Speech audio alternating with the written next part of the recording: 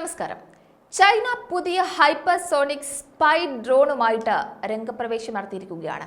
ചൈനയുടെ നീക്കങ്ങളെ സസൂക്ഷ്മം നിരീക്ഷിക്കുന്ന ഇന്ത്യയും ചില നിർണായക കണ്ടെത്തലുകൾ നടത്തിയിട്ടുണ്ട്. Chinese high altitude high speed recognised unmanned air vehicle അതിന്റെ അസാധാരണ പറക്കൽ നടത്തിയിരിക്കുകയാണ്. എന്താണ് ചൈനയുടെ പുതിയ നീക്കം? ചൈനയുടെ ഏറ്റവും പുതിയ സൂപ്പർസോണിക് സ്പൈ ഡ്രോൺ 1971 തകർന്ന ലോക്ഹീഡ് D-21 പോലെയാണ് എന്നത് എടുത്തു പറയേണ്ടതുണ്ട്. പഴയ ഡ്രോണിന്റെ പുതിയ പരിഷ്കാരമാണോ, അല്ലെങ്കിൽ അതിന്റെ കഴിവ് തെളിയിക്കാനാണോ, പുതിയ ശക്തി തെളിയിക്കാനാണോ ചൈനയുടെ നീക്കം എന്നതാണ് ഇപ്പോഴത്തെ ലോകത്തിന്റെ സംശയം.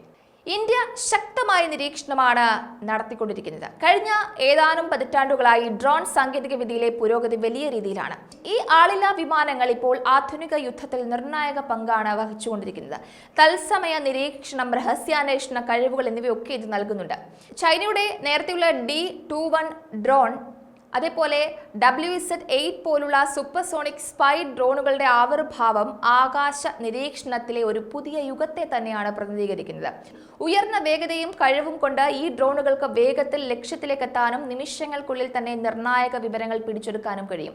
സൈനിക പ്രവർത്തനങ്ങൾ, ദേശീയ സുരക്ഷ, ആഗോള ശക്തികളുടെ ചലനാത്മകത എന്നിവയ്ക്കുള്ള സാധ്യതകൾ വളരെ വലുതാണ്. സൂപ്പർസോണിക് സ്പൈ ഡ്രോണുകളുടെ വികസനം അമേരിക്കയിലും ചൈനയിലും മാത്രം ഒതുങ്ങുന്നില്ല എന്നതും ശ്രദ്ധിക്കേണ്ട കാര്യമാണ്. മറ്റ് രാജ്യങ്ങളും സമാനമായ സാങ്കേതിക വിദ്യകളുടെ ഗവേഷണത്തിനും വികസനത്തിനുമൊക്കെ വലിയ രീതിയിലാണ് നിക്ഷേപം നടത്തുന്നത്. ആഗോള സാങ്കേതിക ഭൂപ്രകൃതിയിൽ ആളില്ലാ വ്യോമശേഷിയുടെ വർദ്ധിച്ചു വരുന്ന പ്രാധാന്യം എടുത്തു പറയേണ്ട ഒന്നാണ്. ലോകം കൂടുതൽ പരസ്പര ബന്ധിതമാവുകയും വളർന്നുവരുന്ന സാങ്കേതിക വിദ്യകളെ ആശ്രയിക്കുകയും ചെയ്യുമ്പോൾ സൈനിക ഡ്രോണുകളുടെ മേഖലയിൽ സാങ്കേതിക മേധാവിത്വത്തിനായുള്ള ഒരു ഓട്ടം തീവ്രമാവുകയാണ് എന്നതും എടുത്തു പറയണം. ചൈന ഇക്കാര്യത്തിലൊക്കെ അവരുടെ കഴിവിനെ കൂടുതൽ വിപുലപ്പെടുത്താൻ പ്രത്യേക ശ്രദ്ധ കാണിക്കുന്നുണ്ട്. എന്തായാലും പരമ്പരാഗത നിരീക്ഷണ രീതികൾ തകരാറിലായേക്കാവുന്ന പ്രദേശങ്ങളിൽ ചൈനയുടെ തന്ത്രപരമായ കഴിവുകൾ ഇത്തരം ഡ്രോണുകൾ വർദ്ധിപ്പിക്കുമെന്ന പ്രതീക്ഷയും ഒരു വിഭാഗം പങ്കുവെക്കുന്നുണ്ട്. ഈ പറഞ്ഞ ചൈനയുടെ D-21 സൂപ്പർസോണിക് രഹസ്യാന്വേഷണ ഡ്രോൺ ആയിരുന്നു. വടക്കു പടിഞ്ഞാറൻ ചൈനയിലെ ലോപ്നോർ ആണവ പരീക്ഷണ കേന്ദ്രത്തിൽ വ്യോമ നിരീക്ഷണം നടത്തുന്ന 4ാമത്തെ ഡ്രോൺ ആയിരുന്നു ഇത്. വിഖ്യാതമായ ലോക്ഹീഡ് കോർപ്പറേഷൻ സൃഷ്ടിച്ച D-21 അക്കാലത്തെ ഏറ്റവും നൂതനമായ ആളില്ലാ വിമാനമായിരുന്നു. വളർന്നുവരുന്ന സാറ്റലൈറ്റ് സാങ്കേതിക വിദ്യയും രഹസ്യാന്വേഷണ വിമാനങ്ങളും തമ്മിലുള്ള വിടവ് നികത്താൻ ഉദ്ദേശിച്ചിട്ടുള്ള ഡ്രോൺ വലിയ ശ്രദ്ധയും നേടിയിരുന്നു.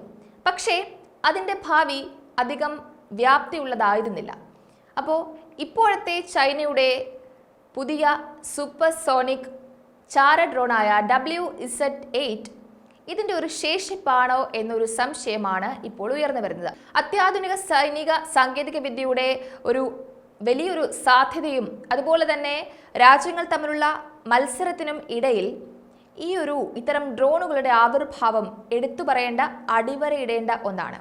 ആധുനിക യുദ്ധം, ദേശീയ സുരക്ഷ, ആഗോള പവർ ഡൈനാമിക്സ് എന്നിവയിൽ സൂപ്പർസോണിക് ഡ്രോണുകളുടെ ആവിർഭാവം ദൂരവ്യാപകമായ പ്രത്യാഘാതങ്ങൾ ഉണ്ടാക്കുന്നു എന്നതും എടുത്തു പറയണം. ഈ രംഗത്തെ ദ്രുതഗതിയിലുള്ള മുന്നേറ്റങ്ങൾക്ക് നാം സാക്ഷ്യം വഹിക്കുന്നത് തുടരുമ്പോൾ സാങ്കേതിക വിദ്യയുടെയും യുദ്ധത്തിന്റെയും ഭാവി രൂപപ്പെടുത്തുന്നതിൽ ഈ പറഞ്ഞ ആളില്ലാ വിമാനങ്ങളുടെ ശേഷി നിർണായക പങ്ക് വഹിക്കുമെന്നതും വ്യക്തമാണ്. എന്തായാലും ചൈനയുടെ നീക്കങ്ങൾ ഇന്ത്യ സദാ നിരീക്ഷിച്ചു കൊണ്ടിരിക്കുകയാണ്. ചാരപ്രവർത്തിക്കായുള്ള ചൈനയുടെ നീക്കങ്ങൾ ഇന്ത്യ വെച്ചുപൊറുപ്പിക്കില്ല. എത്രത്തോളം മികവുള്ള ഡ്രോണുകളെ ചൈന പറത്തിയാലും അതിനെയൊക്കെ നിഷ്പ്രയാസം ഇന്ത്യ തകർത്ത് തരിപ്പണമാക്കും. ഇന്ത്യയിലേക്ക് ചൈനയുടെ ചാരപ്പണി അത്ര പെട്ടെന്നൊന്നും നടക്കില്ല. വ്യക്തമായ നിരീക്ഷണമാണ് ഇന്ത്യ ഓരോ ദിവസവും നടത്തി വരുന്നത്. എന്തൊക്കെയാണ് ചൈനയുടെ നീക്കങ്ങൾ എന്നത് ശ്രദ്ധിച്ചുകൊണ്ട് തന്നെ ജാഗരൂകരായി തന്നെയാണ് നമ്മുടെ രാജ്യത്തിൻ്റെ സേന ഉള്ളത്. ന്യൂസ് ഡെസ്ക് ഈനാട് മലയാളം.